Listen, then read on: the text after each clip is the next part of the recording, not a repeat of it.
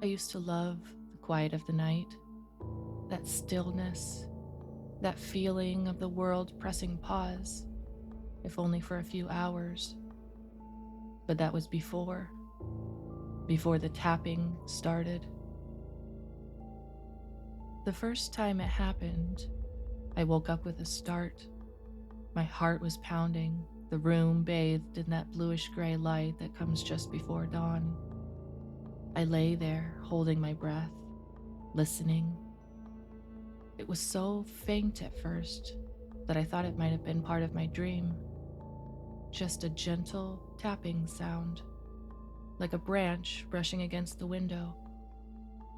But I live on the top floor. There are no trees outside.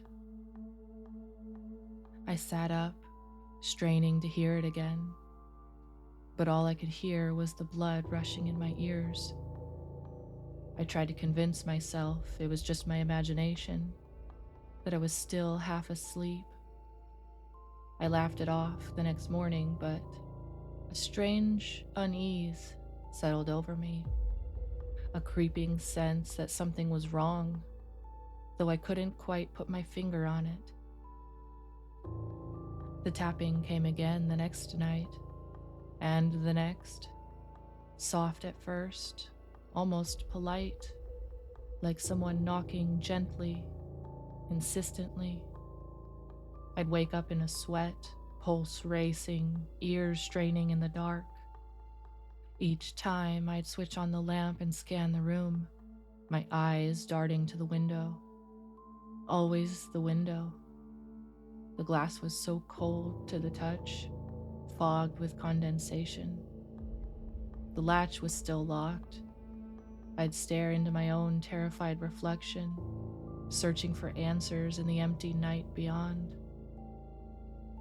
The nights stretched on, and I began to dread the sunset. It felt like the air grew thicker when darkness fell, like the shadows grew longer. The tapping never came at the same time. Sometimes it would start right as I was about to drift off, and other times it would wake me in the dead of night. But it always came. By the fourth night, it was louder, more persistent. The sound was no longer a gentle knock. It was frantic, almost urgent, like someone trying to get my attention, demanding it. I could barely sleep, could barely think. I was losing time, hours slipping through my fingers.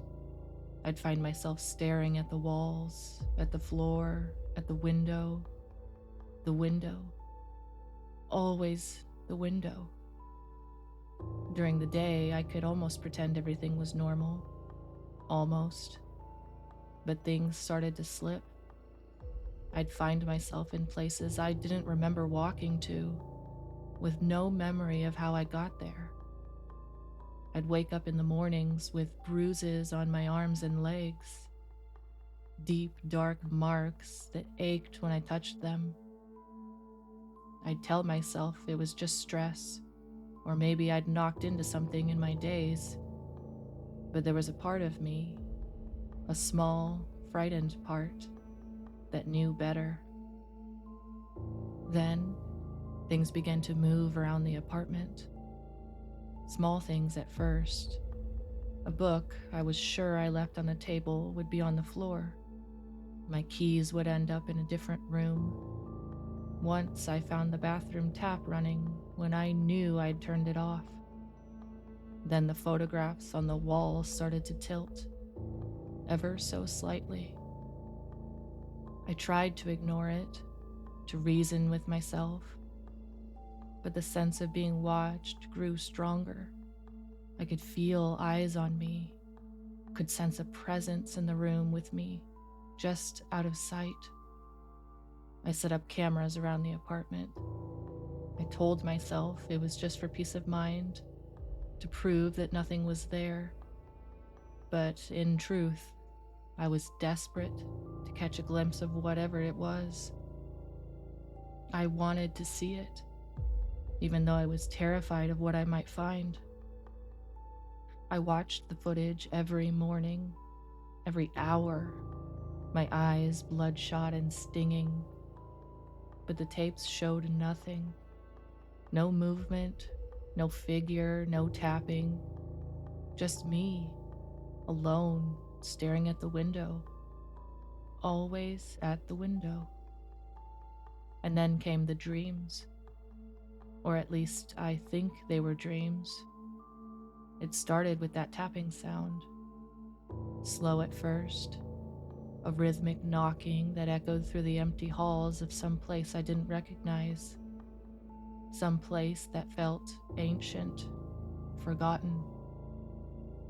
I'd wander through the dark corridors, my footsteps echoing, walls lined with peeling wallpaper and rusted frames.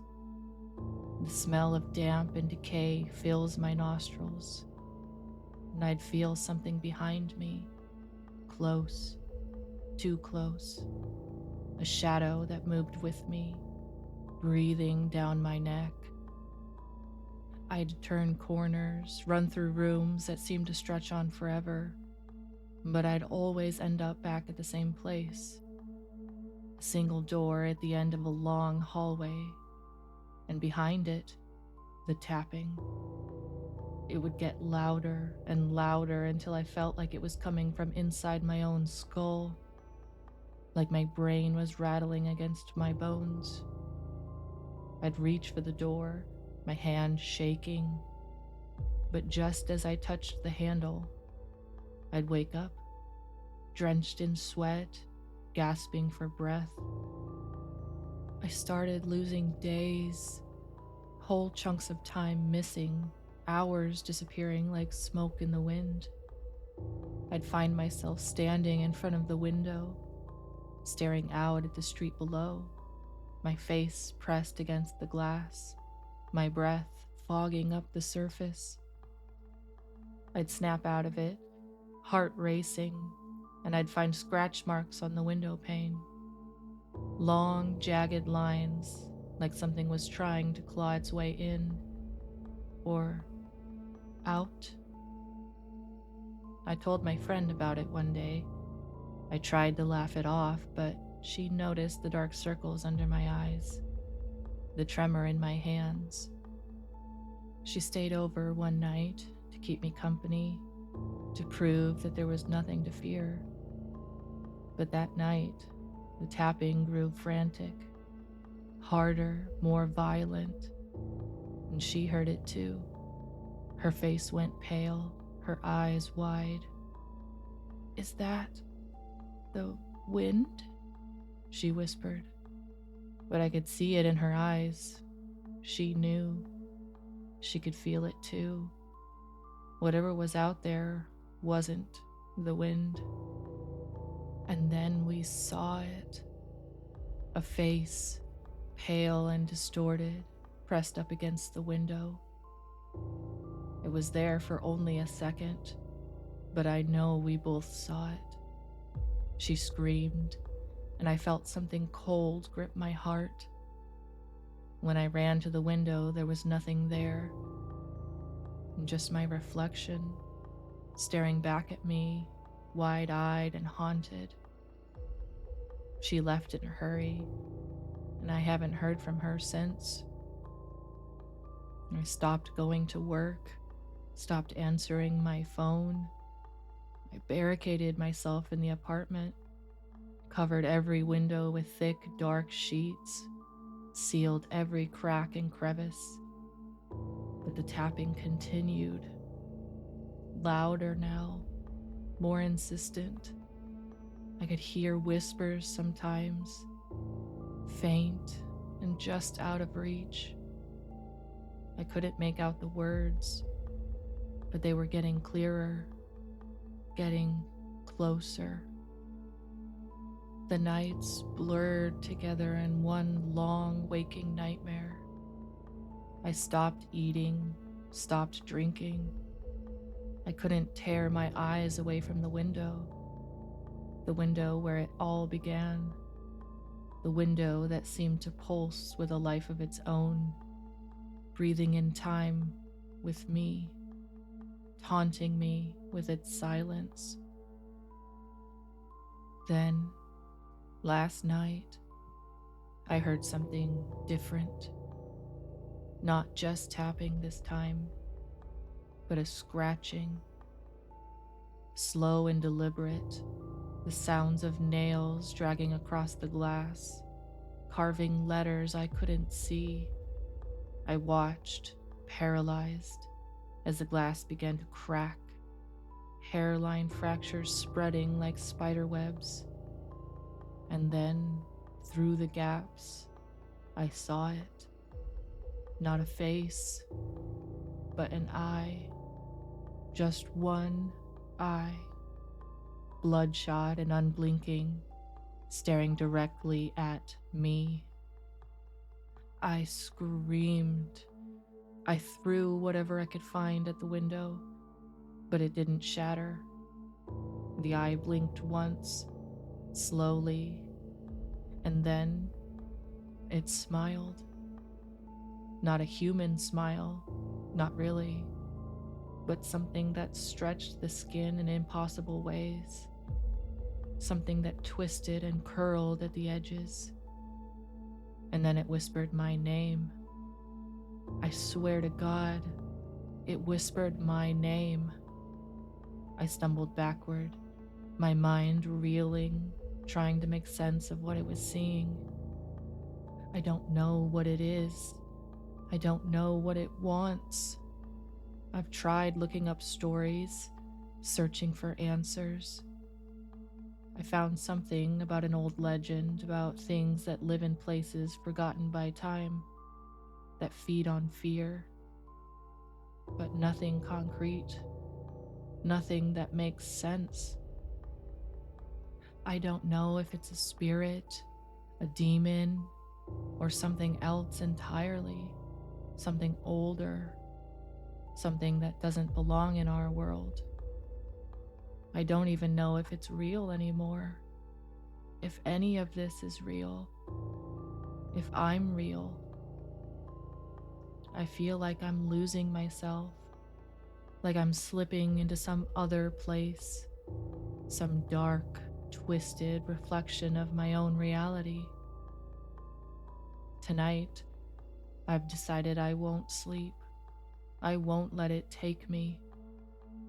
I've bolted every door, sealed every window, and I'm sitting here with the lights on, with a knife in my hand.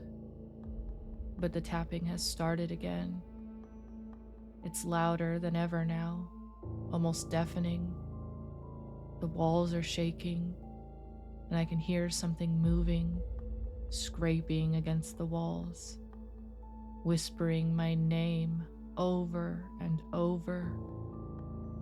The window is cracking again. I can see the fractures spreading, can see the shadows shifting, twisting, reaching for me.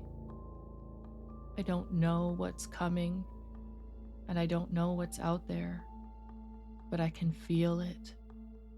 It's almost here. I can hear it, feel it pressing against the glass, feel its breath on my skin. God, I can see it now. I can see it coming through, and I don't know if I'll survive this. I don't know if I'll make it through the night. But if you find this, if you hear the tapping, don't look at the window. Don't listen to the whispers. Don't let it in, because it's waiting. It's always waiting, and it knows your name.